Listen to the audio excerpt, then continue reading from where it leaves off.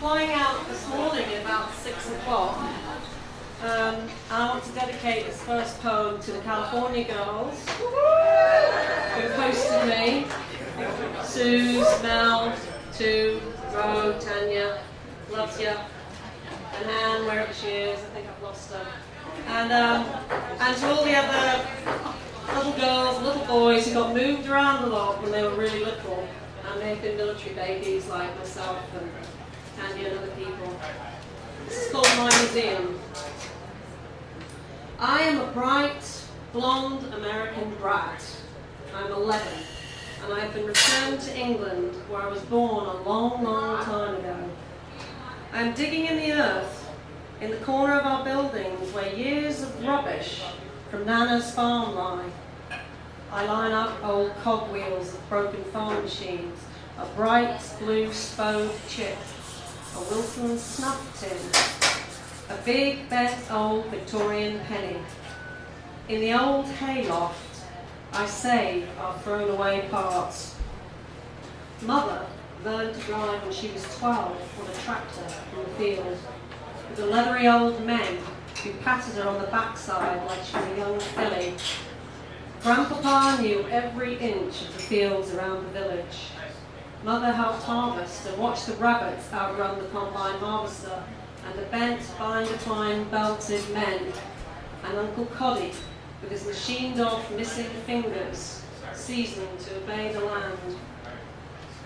Every Sunday, Nana puts out the Spode china for high tea, with salmon and cucumber sandwiches, and bowl-like cups of tea, with blue trees, blue bridges, blue pagoda, blue people, and a bluebird.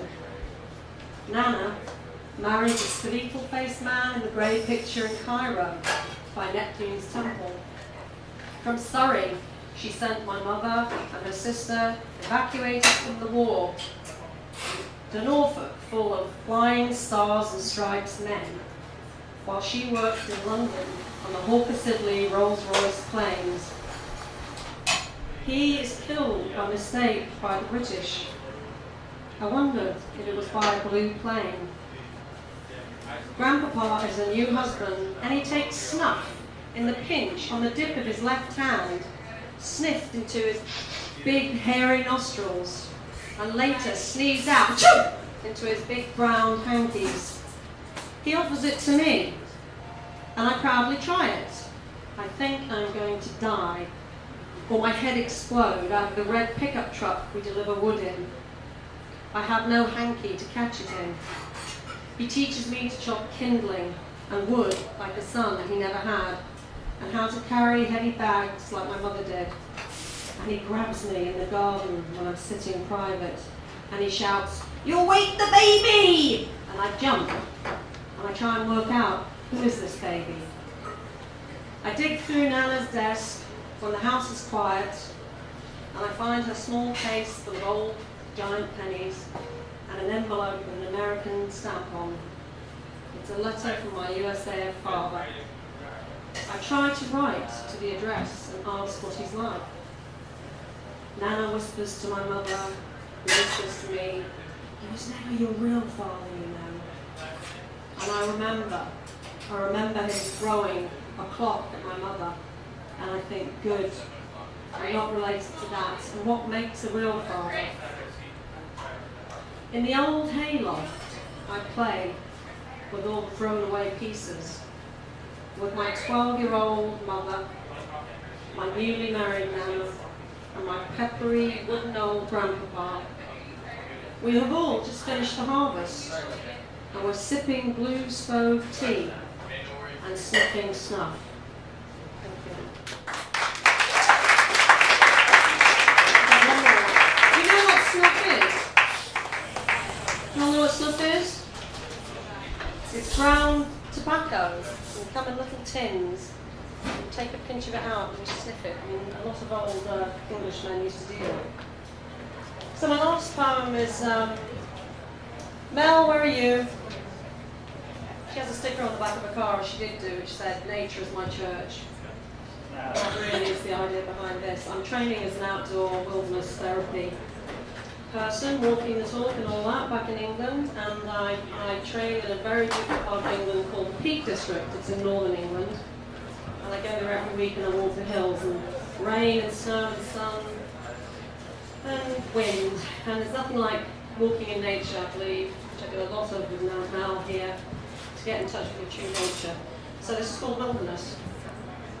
You are the white hills of decorative winter horses, the frosted shrubs, the carp-hugging snow, the crystalline bark, the reaching naked hands of trees held open. You are the gurgling stream that glides through the forest, past the monumental quarried walls, to the bridge that crosses us between past and future, to here and now. You are the muddy, slippery hills that half hold and toss me along the way, the moss-spotted stone walls, the fallen trunks that straddle us, the arched boughs of saplings you plant, you duck, I gather. You are 1,000 leafy green umbrellas catching rainy tears, the technicolor turnings of seasons' callings, a lifetime of goodbyes to summer's warming lover, the rotting, the rooting, the spring back of spiraling green-armed spears reaching for brighter futures. You are the breathy slog, the sun-kissed sky views, the natural highs, the opening gates, the stile to another somewhere, the downhill sigh of another story exhaled.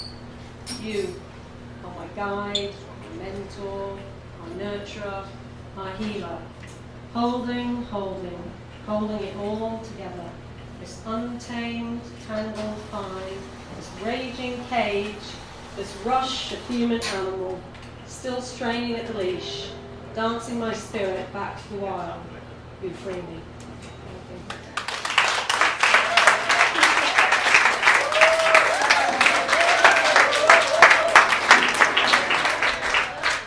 That was Sarah Pritchard.